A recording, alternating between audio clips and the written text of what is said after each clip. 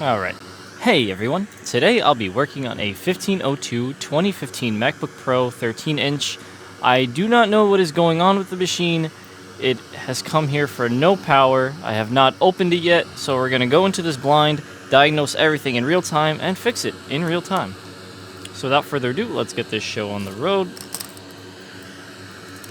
We're going to open this MacBook. Don't jinx me, it's not a cracked PCH. You can't even see it. Click. Alright, so there is liquid on the battery. Still sticky. Tastes like coffee. Okay,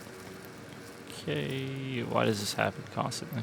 Alright, so what we're gonna do is remove the battery and hopefully, let's see what happens when we plug it in. 0.06. That's not turning on voltage. We do have a green light in the charger, so we're going to measure our PP bus first, which seems to be 5 volts and continually going down. So what we're going to do is open up the machine and see what's going on with our PP bus circuit. Sorry, I was having some technical difficulties with our light behind me. Alright. Lewis is currently on the highway back to hell. What? Oh, I saw this comment. I forgot to talk about it.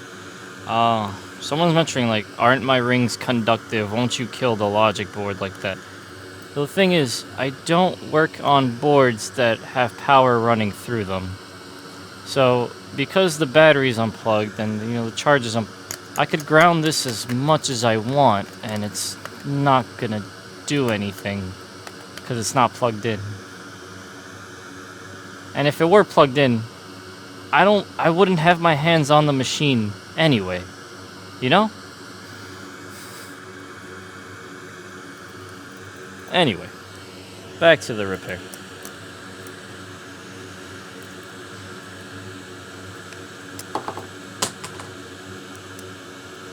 What if lightning strikes? Then I'm fucked. Alright, with the machine out, we can flip it over and see that nothing seems liquid damaged. Alright. Put the board aside. And let's get a good view of our PP bus circuit. Now, I'm not sure if that is liquid or that could be...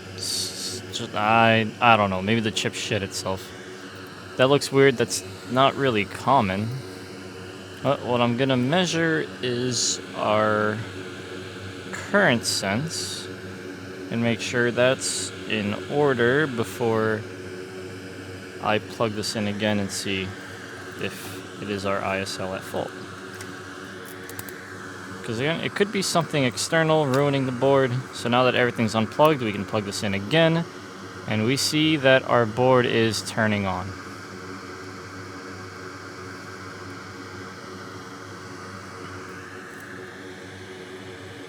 Alright, now with that turning on, we can inspect the board one more time to make sure that there isn't any liquid damage on it. But it doesn't look like there was any. This board does look pretty clean, except for the liquid that got onto the battery. And maybe it's the battery that is causing our issue.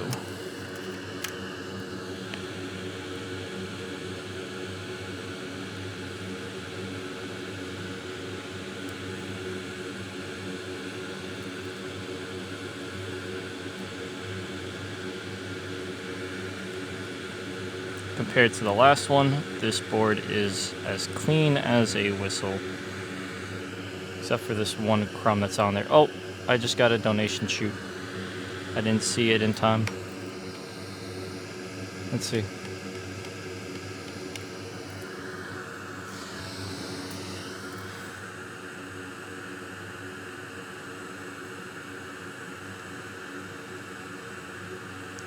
Let me go back to that, I'm sorry.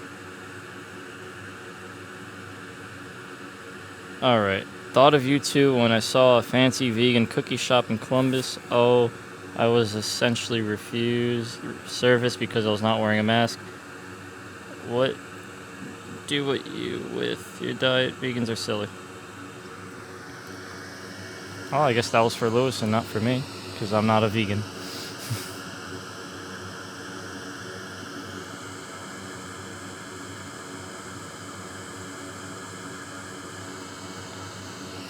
Sorry, I'm not too good at streaming. I'll try to get to every donation as possible, but I gotta see them first. But I'm not looking up as often as I should be. My apologies.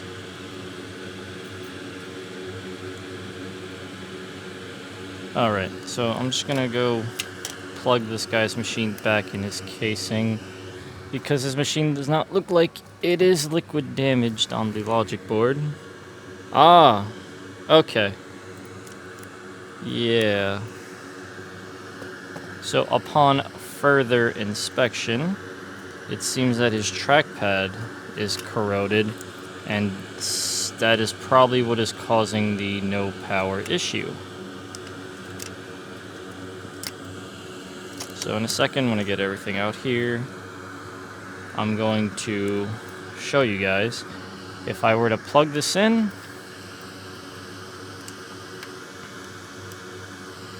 we have 500, 600, that's about turning on voltage. If I were to plug in his trackpad, I should have this still turning on. Alright, never mind, I take that back.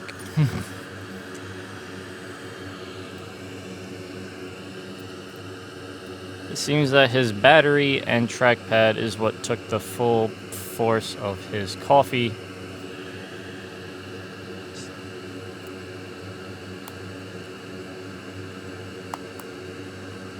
This is really sticky and gross. Ew.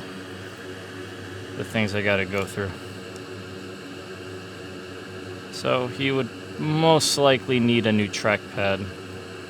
There's no shot in hell that this MacBook would work with this trackpad plugged in. Is this burned or is that just coffee? Seems to be both burn and coffee. You see the corrosion just coming along with it. Yeah, he's gonna need a trackpad.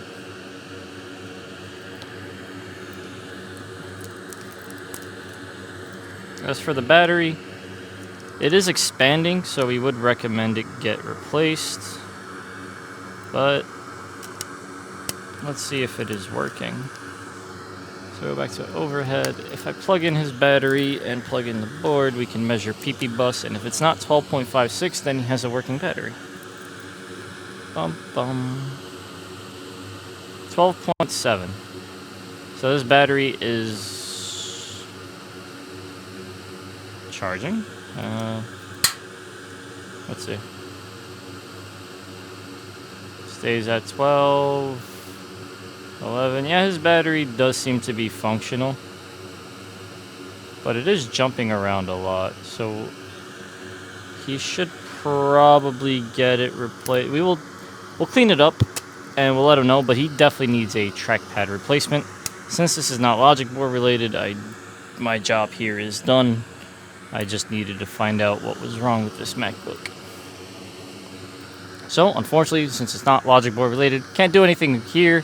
Someone else will definitely replace the trackpad for him, and he should have a working MacBook. If you're interested in doing the type of work that we do in this video, repairing motherboards at component level, and you'd like to learn more for free, I'd highly suggest that you check out our YouTube channel at youtube.com/Rossman Group. When you visit the channel, you can click on Playlists, scroll down, and you'll see a playlist called MacBook Component Level Logic Board Repairs.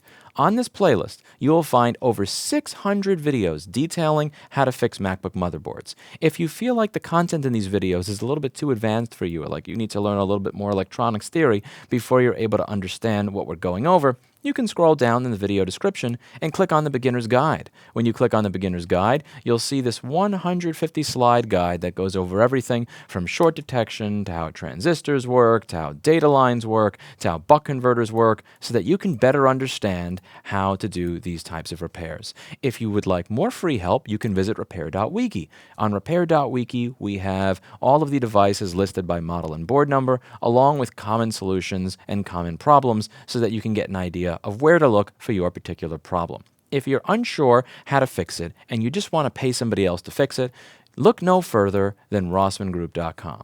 On rossmangroup.com, you can find repair services as well as mail-in repair services where you can mail in your repair from anywhere and we'll take care of it for you.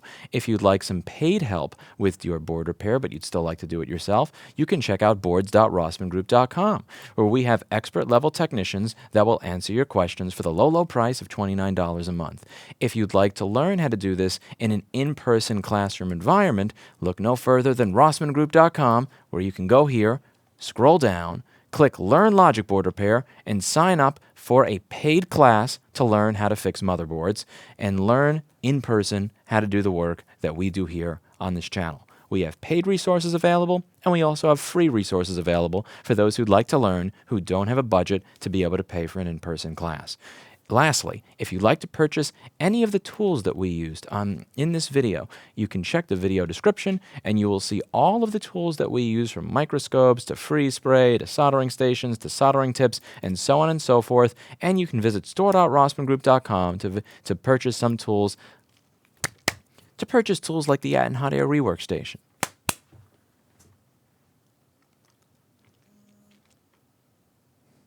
And you can visit places like store.rossmangroup.com to purchase some of the tools we use, like the Atten 862 Hot Air Rework Station. That's it for today, and as always, I hope you learned something. I'll see you all in the next video. Bye now.